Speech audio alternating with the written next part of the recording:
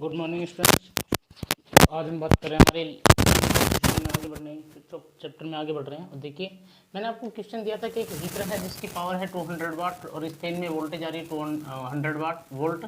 Power पूछा था India में और करंट पूछा था इंडिया में।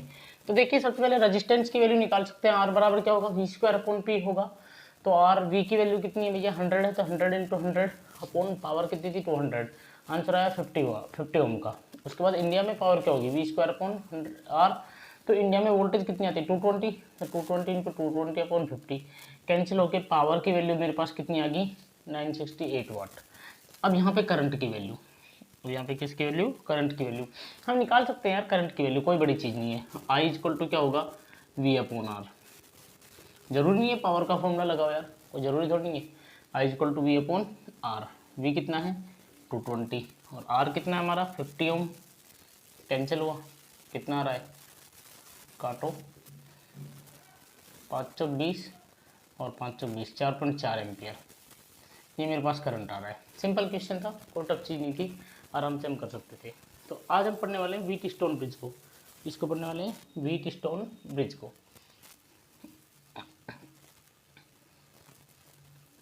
देखिए, बिल्कुल बेसिक सेगमेंट है व्हीटस्टोन ब्रिज का, आराम से आप इसको निकाल सकते हो। देखिए,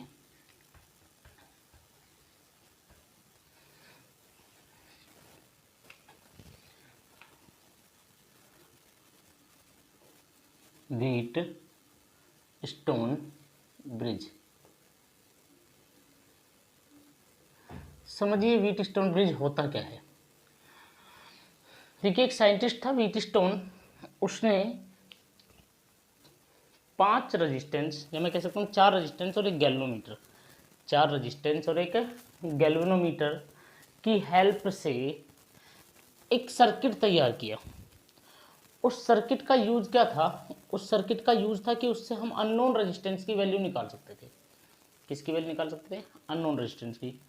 एक सर्किट तैयार किया 4 रेजिस्टेंस और एक गैल्वेनोमीटर और एक बैटरी की हेल्प से, जिससे अननोन रेजिस्टेंस की वैल्यू निकाल सकते थे। उस सर्किट को उसने नाम दिया व्हीटस्टोन ब्रिज।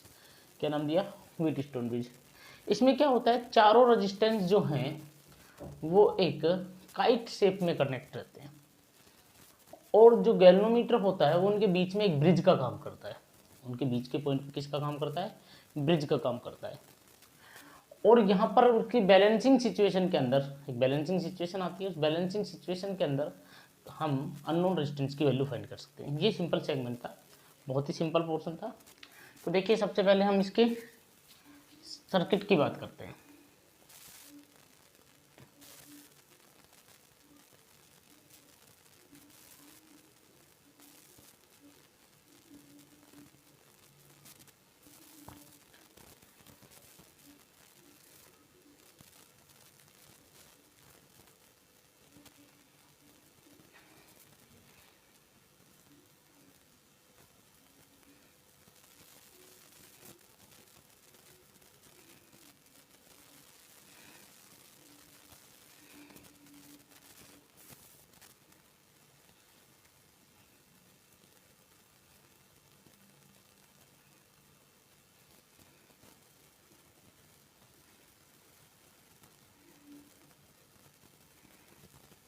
प्लस माइनस के बैटरी,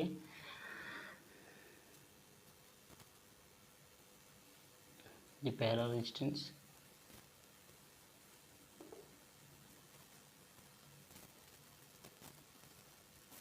ये दूसरा रेजिस्टेंस,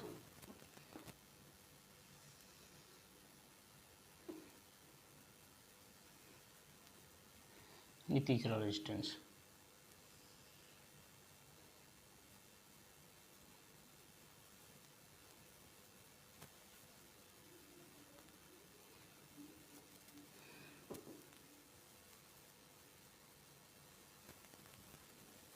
ये P, ये Q, ये R और ये S। और इनके देखो, ध्यान सुनो, बैटरी यहाँ कनेक्ट होती है और बैटरी के दूसरी साइड में, ध्यान रखो, बैटरी जहाँ रहती है वहाँ पर नहीं, अपोजिट में देखो, यहाँ पर कनेक्ट रहता है गैल्वेनोमीटर। स्टूडेंट गलती कर जाते हैं, गैल्वेनोमीटर यहीं कनेक्ट कर देते हैं, नहीं, बैटरी के एंड के अलग गैल्वेनोमीटर कनेक्ट होगा। तो इस तरह से सर्किट कनेक्ट होता है। हम नाम दे देते हैं A बी, सी और डी, ये 4 पॉइंट है, ठीक है, और ये गैल्वेनोमीटर है। इस तरह से सर्किट को कनेक्ट किया गया है। अब हम इसकी सिचुएशन की बात करेंगे, इसकी बैलेंसिंग सिचुएशन की। देखो बैलेंसिंग सिचुएशन का मतलब क्या होगा कि जब गैल्वेनोमीटर में से कोई भी करंट फ्लो नहीं करेगा, गैल्वेनोमीटर 0 इंडिकेट करेगा, उस सिचुएशन को हम कहते हैं बैलेंसिंग सिचुएशन। और हमें वही बैलेंसिंग सिचुएशन फाइंड करनी है। 2 मेथड से हम इसको निकाल सकते हैं, किरचॉफ लॉ के मेथड से और एक नॉर्मल पोटेंशियल डिफरेंस के मेथड से। अभी मैं आपको पोटेंशियल डिफरेंस के मेथड से पढ़ाने वाला हूँ, किरचॉफ लॉ के मेथड से बाद में पढ़ाऊंगा। चलिए तो स्टार्ट करते हैं। सबसे पहले क्या क्या सिचुएशन हो सकती हैं और फिर उसके बैलेंसिंग सिचुएशन की बात करेंगे। सबसे पहले केस फर्स्ट। देखो हो सकता है, देखो गैल्वेनोमीटर के लिए सारी बातें करनी है। गैल्वेनोमीटर से करंट ऐसे भी जा सकता है, मतलब बी से डी की ओर भी जा सकता है और डी से बी की ओर भी। देखो 2 से एक केस बन सकते हैं, 3 केस बन सकते हैं, समझना। पहले हो सकता है कि करंट बी से डी की ओर फ्लो कर रहा हो। दूसरा सिचुएशन हो सकता है कि गैल्वेनोमीटर में करंट डी से बी की ओर फ्लो कर रहा हो। और तीसरी सिचुएशन बैलेंसिंग सिचुएशन हो सकता है करंट फ्लो ही नहीं कर रहा हो। तो केस फर्स्ट की बात कर रहे हैं। अब करंट का फ्लो हमेशा हमें पता है बैटरी के बाहर high potential to low potential होता है। तो मैं कहता हूं केस फर्स्ट में कि if potential at point B is greater than potential at point D, possible है? पॉसिबल है कि नहीं है? मान लो मैं कहता हूं कि यहां से आई करंट आता है और यहां करंट चला जाता है कितना, I1, और यहां करंट कितना चला जाता है, I2। मान लो यहाँ करंट चला जाता है कितना, IG, तो यहाँ कितना बचेगा, I1 आया था उसमें से IG चला गया, तो I1 माइनस IG। यहाँ से I2 आया था, यहाँ पर कितना आ जाएगा IG, तो इधर IG ऐड हो जाएगा, तो यहाँ पर कितना हो जाएगा I2 plus IG, I2 plus कितना IG। मैंने पहली सिचुएशन कहा कि मान लो कि VB is greater then VD है, मान लो कि VB इज ग्रेटर देन कितना है, VD है। तो भाई मेरी बात सुनना अच्छे से, ढंग से समझना। मान लो यहाँ 10 वोल्ट पोटेंशियल था। देखो अच्छे से जो बातें बता रहा हूँ पूरी तरह से ध्यान में लगा सुनना। इधर मैं लिख रहा हूँ I2 को। मान लो यहाँ पोटेंशियल 10 था, तो यहाँ मान लो 6 है, और यहाँ मान लो कितना है, 4 है, और यहाँ पर मान लो कितना है, 2 है। ठीक है, कितना है, 2 है। अब मेरा सवाल सुनना भाई, मैंने कहा ना VB is greater then VD, मतलब यहाँ 6 है और यहाँ 4 है, तभी तो VB is greater then VD होगा। मान लिया एक सिचुएशन, मान लिया कि यहाँ कितना है, 4 है। तो अब मुझे बताइए कि VAB ज़्यादा होगा, अब पोटेंशियल डिफरेंस की बात चल रही है, VAB ज़्यादा होगा कि VAD ज़्यादा होगा? मुझे बताइए VAB कितना होगा, इधर कितना है 10 और कितना है 6, तो 10 minus 6 potential difference, final initial potential minus final potential, तो 10 माइनस 6 कितना रहा, 4, जबकि ये कितना रहा, 10 माइनस 4 बराबर 6। तो पोटेंशियल डिफरेंस कहाँ, पोटेंशियल ज़्यादा कम हो रहा है, यहाँ 10 था यहाँ 6 बचा, और यहाँ 10 था यहाँ 4 बचा, तो यहाँ ज़्यादा कम हो रहा है कि नहीं हो रहा है, यहाँ 6 में डिफरेंस आ रहा है, 6 का डिफरेंस आ रहा है। तो लॉजिकली बात है, मैं कह सकता हूँ कि VAD is greater then VAB, VAD is greater then VAB, होगा कि नहीं होगा? लॉजिकली बात है।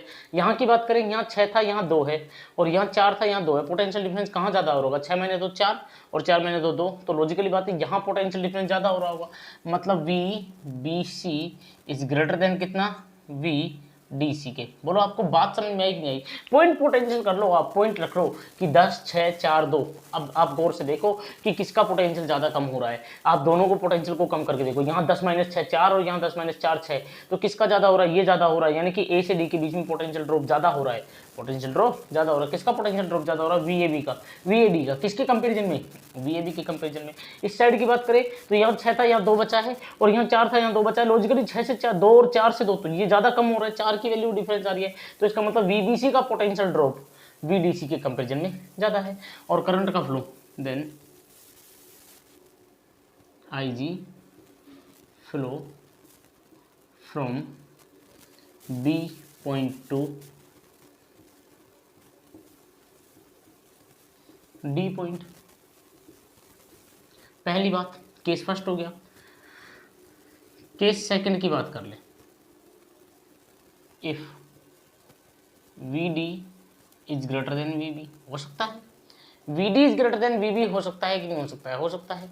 तो मतलब हो सकता है कि इस बार ये 6 हो और ये कितना हो, 4, सॉरी उल्टा लिख दिया, इस बार ये 6 हो और हो सकता है ये कितना हो, 4 हो। अब मुझे बताइए 10-4 और 10-6 पोटेंशियल ड्रॉप कहाँ ज़्यादा है, यहाँ ज़्यादा है कि नहीं है, इस बार वी ए बी पे ज़्यादा है कि नहीं है, यानी कि उल्टा लिख दिया जाएगा, V A B is greater than किसके होगा, वी ए डी के। और यहाँ पर क्या हो जाएगा, वी बी, सीधी सी बात है, V B C is less than V D C हो जाएगा कि नहीं हो जाएगा, आप चेक कर लो, चेक कर लो, ये 4 से 2, ये 6 से 2, तो ये ज़्यादा हुआ कि नहीं हुआ इस बार, वी डी सी, तो V D C is greater than V B C के। क्लियर है, यहाँ तक चीज़ें समझ में आ रही होंगी, I am sure. Then current का फ्लो किधर से होगा, then I G flow from D to B point. ये होगी दो बातें। अब बात करते हैं केस थर्ड की, जिसे क्या बोलते हैं, balancing situation of Wheatstone bridge, balancing position of Wheatstone bridge. मैं कहता हूं कि इस बार क्या है कि वीबी और वीडी दोनों बराबर हैं, पोटेंशियल ड्रॉप होगा ही नहीं तो करंट फ्लो करेगा ही नहीं। मैंने बताया था करंट के फ्लो करने के लिए पोटेंशियल ड्रॉप जरूरी है। मतलब ये हुआ कि इस बार यहाँ पर भी 6 है और यहाँ पर भी 6 है। अब मुझे बताओ कि वी ए बी कितना होगा, 10-6 4, और V D C V A D कितना होगा, 10-6 4, बराबर हुआ कि नहीं हुआ। इसका मतलब ये हुआ कि वी ए बी और वी ए डी दोनों क्या हैं, बराबर है। इक्वेशन हमने क्या कह दी, फर्स्ट। क्लियर है। अच्छा, ओम्स लॉ से बात करें और दूसरी भी सिचुएशन यहाँ पे देखिए, वी बी सी बराबर होगा वी डी सी के, बोलो बराबर होगा कि नहीं होगा, गौर से देखो भाई साहब, हो रहा है कि नहीं हो रहा है, हो रहा है, बिल्कुल हो रहा है। इसको हमने क्या कह दिया, इक्वेशन सेकंड। तो फ्रॉम, अब जरा ध्यान से देख सुनना, then I G equal to कितना होगा, 0, क्योंकि पोटेंशियल सेम है। अब अकॉर्डिंग टू ओम्स लॉ मैं बात करूं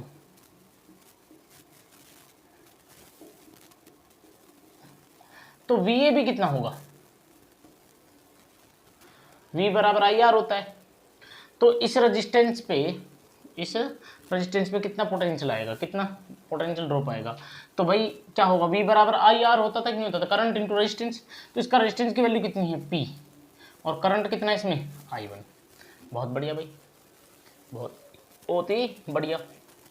अच्छा भाई, अब अगर यहाँ पे बात करें तो VAD की बात करें तो VAD की वैल्यू कितनी होगी, मुझे बताइए, VAD, तो VAD की वैल्यू होगी भैया, देखिए ध्यान से सुनना, करंट कितना है, रेजिस्टेंस कितना है R, और करंट कितना है I2, तो RI2।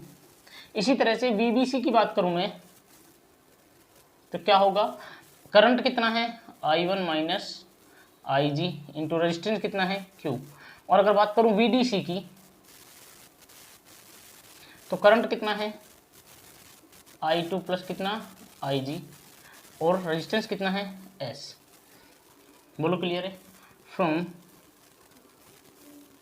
Equation first and second, अगर इक्वेशन फर्स्ट और सेकंड की बात करूं तो फर्स्ट इक्वेशन क्या होगी, PI1 बराबर RI2, और इसकी बात करूं किसकी, इसको मैंने कह दिया इक्वेशन थर्ड, और VBC की जगह VBC की वैल्यू रखो और VDC की जगह VDC की वैल्यू रखूँ तो कितना आएगा बोलिए, तो वैल्यू आएगी देखिए, I1 minus IG into Q बराबर होगा I2 प्लस IG इंटू कितना S, इक्वेशन फोर्थ।